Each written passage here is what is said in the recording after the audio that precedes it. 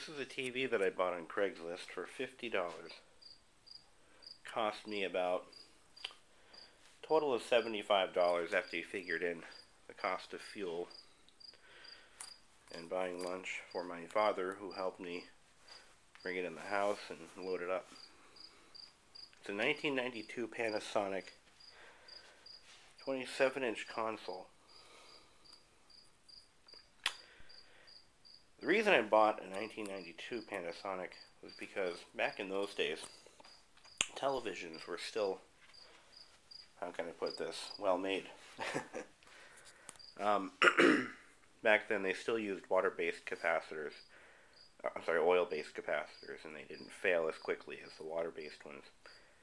Which is why after after about 16 years it still runs.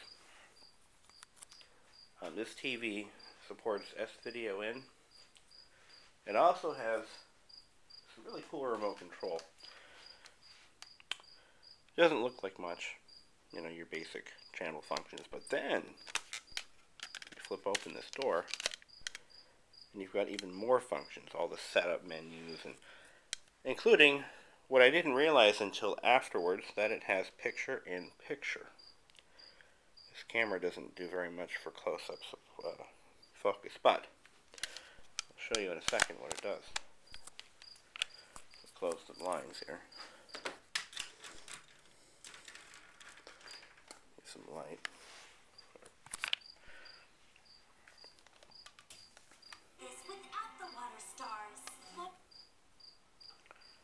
So anyway, the picture's crystal clear, nice and bright, Let's see how this fits, and it's 16 freaking years old. Well, anyway, picture-in-picture actually pulls the video from the other video source. I'm going to check to see how it hangs. In this case, it's showing me the exact same channel that I'm watching now, but you get the idea. And I can move it around.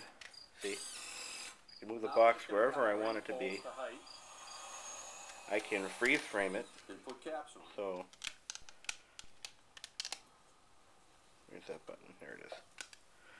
See, I can freeze frame anything. Now just get this one. I like using the rubber mallet so we don't damage the fittings. Now I just have move it to around. The chain link. It's pretty cool. But what it also does is if I'm watching a DVD, I can also watch anything from the tuner. And the reason that is because this television only has one tuner. Some picture-in-picture TVs have multiple tuners in the same cabinet, so you can watch two channels at once.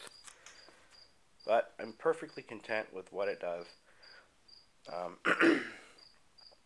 And the reason I bought this one, the real reason I bought it is because the TV I had before was a piece of crap from early 2001, and didn't have stereo audio. It didn't have audio out.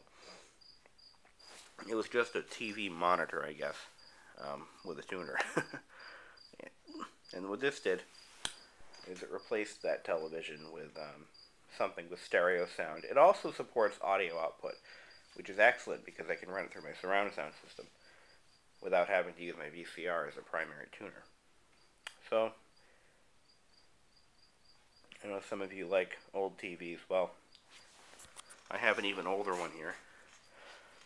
And until now, I haven't been able to get a good video of this because my camera sucked.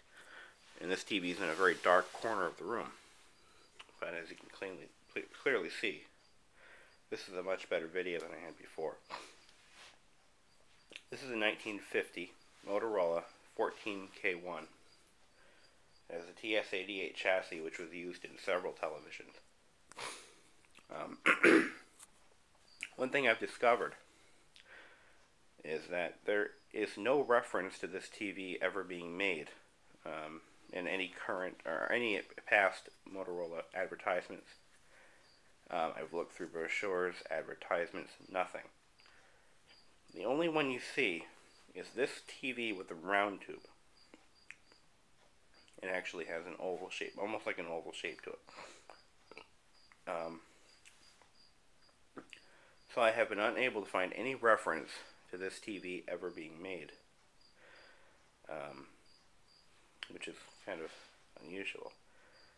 But I haven't found any pictures. Nothing with this exact same cabinet with this tube.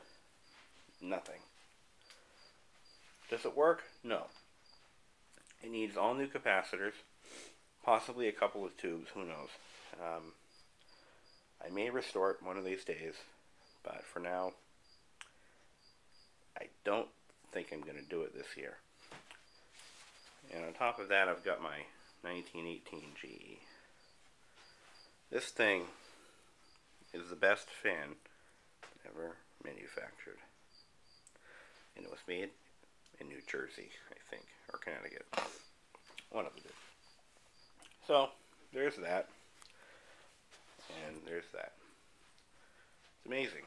They're both the same product from two different manufacturers, from two different decades. Oh, another thing. This was made during the fall of the console TV. In other words, after this was produced, console TV sort of fell out of flavor. In fact, I think this may have been one of the last ones ever made. Because after '92, projection TVs were still very popular. Tabletop models were increasing in popularity. And they had a couple of modular units, which had a cabinet that was removable, and it was really just a tabletop TV. But it's a great little set. This VCR is from I want to say 1991, around the same era as this television, but it could have been made as far back as 1989. This is a Sharp four-head hi-fi VCR.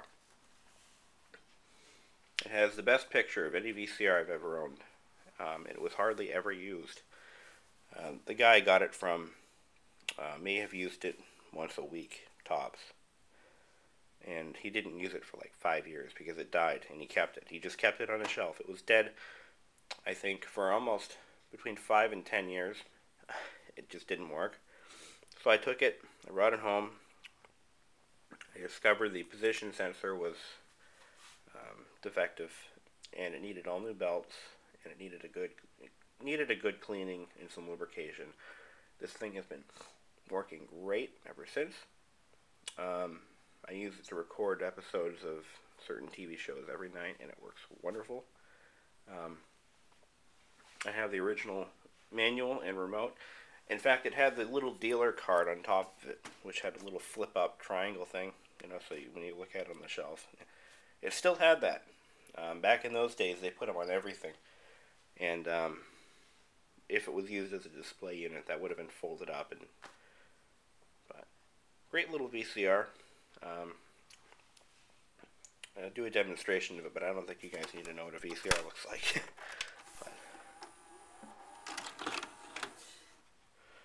I bought a bunch of these tapes from a local video store, rental store, and they were 50 cents each. I think I got them for less than that. I bought all those ones on the top and the bottom for like $5 for the whole rack, and they're all neat, good videos. Well, that's all the time I have for now. I hope you've enjoyed.